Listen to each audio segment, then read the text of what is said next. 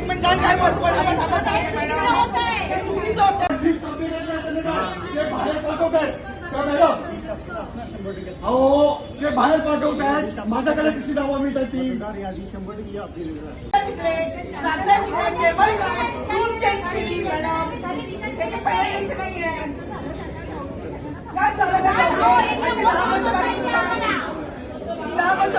काय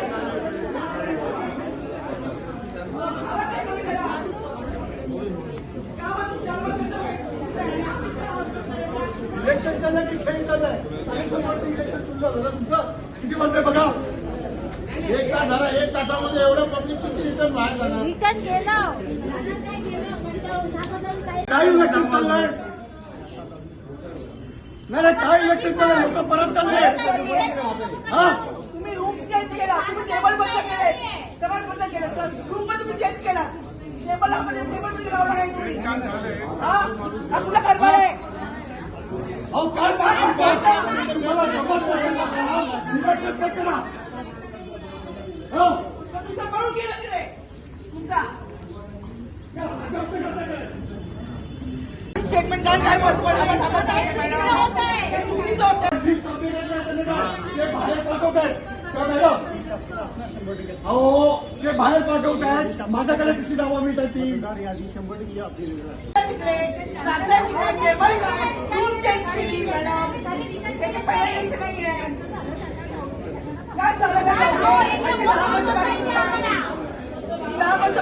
काय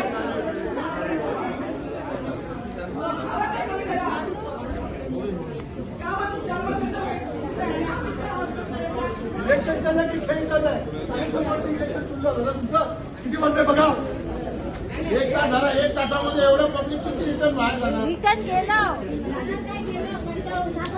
काय इलेक्शन चाललंय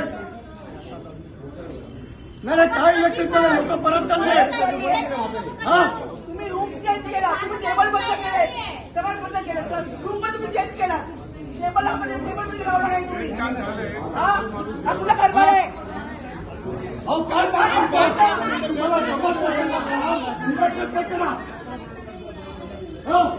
सांभाळून गेलं तिथे तुमचा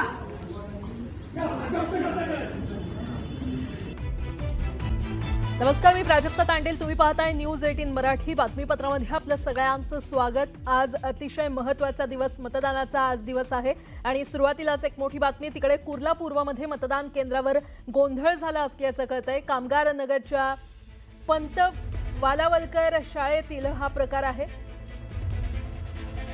मतदारांची नावं आणि मतदान केंद्र बदलल्यानं गोंधळ झालाय. मतदान केंद्र शोधण्यासाठी अधिकारी मदत करत नसल्याचा आरोप नागरिक करतायत.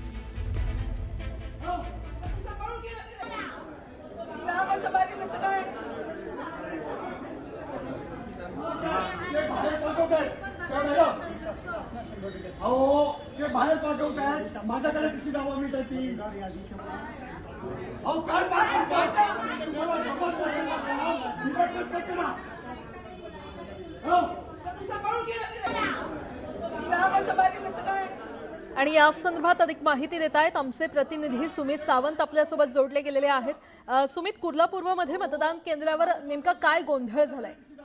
ही वालावळकर शाळा आहे आणि हा कुर्ला पूर्वेतला कामगार नगर मधला भाग आहे आणि तिथे काही लोकांचं असं म्हणणं आहे की मतदार याद्यामध्ये आमचं नाव नाहीये, बूथ अचानक बदललेले आहेत. या सगळ्या संदर्भातली माहिती आमच्यापर्यंत आलीच नाहीये.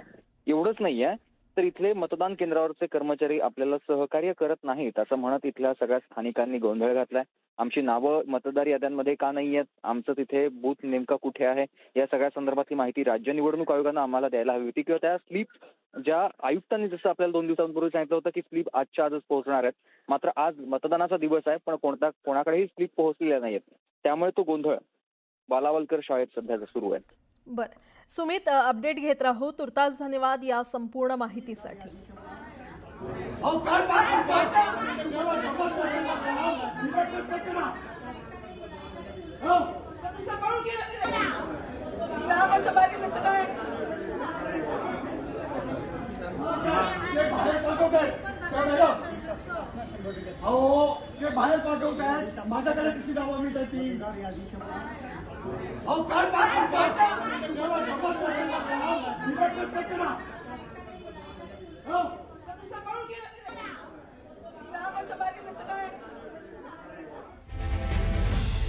पनवेल महानगरपालिका प्रभाग क्रमांक 19 मध्ये मतदान केंद्रावर गोंधळ झाला असल्याचं कळतंय। भाजप आणि महाविकास आघाडीच्या कार्यकर्त्यांमध्ये जोरदार भांडण झालं।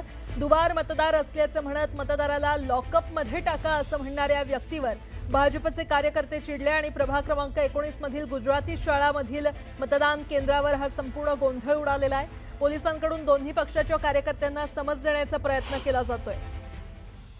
आज मतदानाचा मोठा दिवस आणि पनवेल महानगरपालिका प्रभाग क्रमांक 19 मध्ये मतदान केंद्रावर गोंधळ झाला असल्याचं पाहायला मिळतंय। भाजप आणि महाविकास आघाडीच्या कार्यकर्त्यांमध्ये जोरदार भांडण झालं। दुबार मतदार असल्याचं म्हणत या मतदाराला लॉकअपमध्ये टाका असं म्हणणाऱ्या व्यक्तीवर भाजपचे कार्यकर्ते एक प्रकारे चिडले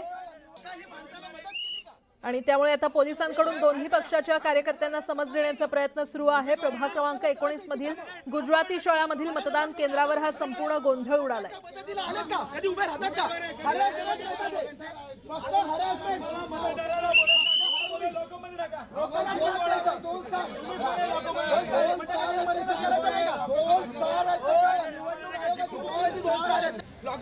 आणि या संदर्भात अधिक माहिती देत आहेत आमचे प्रतिनिधी मोहन जाधव आपल्यासोबत जोडले गेलेले आहेत। मोहन, नेमकं काय गोंधळ उडालाय, काय सुरू आहे तिकडे? पनवेलमध्ये 19 प्रभाग क्रमांक आहे, तिथे जे मतदार करायला आलेले जे व्यक्ती होते त्याचं मतदान झालं नव्हतं। तो सांगते माझं मतदान झालं नाही, तर तिथले जे महाविकास आघाडीचे जे उमेदवार आहेत त्यांनी सांगितलं याला लॉकअप मध्ये ठेवा आणि त्याच्या शेजारी जे बीजेपीचे उमेदवार होते ते भडकले। त्यांच्या दोघांमध्ये भांडणं सुरू झाली, खूप टोकापर्यंत गेले। त्या केंद्रामध्ये एवढी गोंधळ झालं की पोलीस आले आणि पोलिसांनी ते सगळं सोडवलं आणि त्या ठिकाणी दोन्ही उमेदवारांना बाहेर घेऊन त्यांना समज दिलेली आहे। मोठ्या प्रमाणात तिथे गोंधळ झाला, एवढा आवाज झाला की सगळे धावून त्या ठिकाणी पोलीस यंत्रणा त्या ठिकाणी येऊन ते सगळं शांत केलं आणि दोन्ही उमेदवारांना समज देऊन बाहेर काढण्यात आलं। त्याच्या पुढे जर असं झालं तर दोघांनाही पोलीस स्टेशनला नेण्यात येईल असंही सांगण्यात आलेलं आहे। ते पनवेल मधलं सर्वात मोठं मतदार केंद्र जे आहे 19, त्या ठिकाणी मोठ्या प्रमाणात मतदार येत आहेत आणि त्यांना काही त्रास होऊ नये म्हणून पोलीस बंदोबस्त आता लावण्यात आलेला आहे। बरं मोहन, धन्यवाद या संपूर्ण माहितीसाठी। तर भूषण गगराणी यांच्याशी बातचीत केलेली आहे आमच्या प्रतिनिधी सुस्मिता यांनी, पाहूयात। उनके जो रिप्रेजेंटेटिव हैं उनके भी नाम दिए हुए हैं, तो सभी तरह से मतलब ऑन ऑल फ्रंट्स जो काउंटिंग की जो तैयारी है वो हमारी पूरी हो चुकी है। शुक्रिया, थैंक यू। भूषण गगराणीजी आपल्यासोबत आहे। तुम्ही मतदाराचा हक्क बजावलाय, आयुक्त म्हणून निवडणूक प्रक्रियेवरती तुमचं लक्ष होतं, यावेळची निवडणूक वेगळी कशी? यावर्षीची निवडणूक वेगळी कशी याची 2-3 उत्तर आहे। एक तर ह्याचा जो मूळ संदर्भ आहे विधानसभा इलेक्शन, तर विधानसभा इलेक्शनमध्ये आपल्याला कल्पना आहे की महापालिकेला सगळ्यात पहिल्यांदा आत्तापर्यंतच्या इतिहासामध्ये निवडणुकीची जबाबदारी देण्यात आली होती। महापालिका निवडणूक अर्थातच महापालिकेतर्फेच प्रत्येक वेळेला घेतली जाते। यावेळेला आम्ही मतदान केंद्रांची संख्या मोठ्या प्रमाणावरती वाढवली। साधारणतः 7,500 मतदान केंद्र असतात, यावेळेला आम्ही 10,123 मतदान केंद्र केले की ज्याच्यामुळं मतदारांना मोठ्या प्रमाणावरती सुविधा मिळेल। त्याचबरोबर ज्या ठिकाणी मागणी आली आणि ज्या ठिकाणी राजकीय अडचणी नव्हत्या अशा 700 ठिकाणी आम्ही गृहनिर्माण संस्थांच्यामध्ये देखील मतदार केंद्र उपलब्ध करून दिलेली आहेत। या व्यतिरिक्त फार मोठ्या प्रमाणावरती मनुष्यबळ मागच्या कुठल्याही निवडणुकांपेक्षा जास्त, कारण मतदार केंद्रांची संख्या वाढली की अर्थातच तुम्हाला तेवढं मनुष्यबळ पण लागेल, तर जवळपास 80,000पेक्षा जास्त मनुष्यबळ या ठिकाणी आम्ही तैनात करून दिलं होतं की ज्याच्यामध्ये पोलिसांचा समावेश नाही, पोलीस स्वतंत्रपणे त्यांचे जवळपास 25,000 लोक। तर एवढ्या मोठ्या प्रमाणावरती मतदान केंद्रावरती आपण आणि मतदान प्रक्रियेमध्ये लोकांना आणि आपल्या लोकांना प्रशिक्षित केलेलं होतं।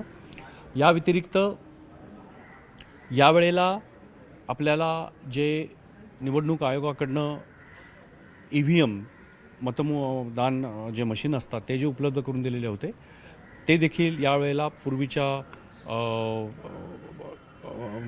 EVMपेक्षा हे वेगळे होते। त्याच्यामुळे त्याचं देखील मोठ्या प्रमाणावरती प्रशिक्षण आम्ही या ठिकाणी लोकांना उपलब्ध करून दिलेलं आहे। तर मला वाटतं की मागच्या निवडणुकांपेक्षा यावेळेचा व्याप आणि व्यापकता ही जास्त आहे।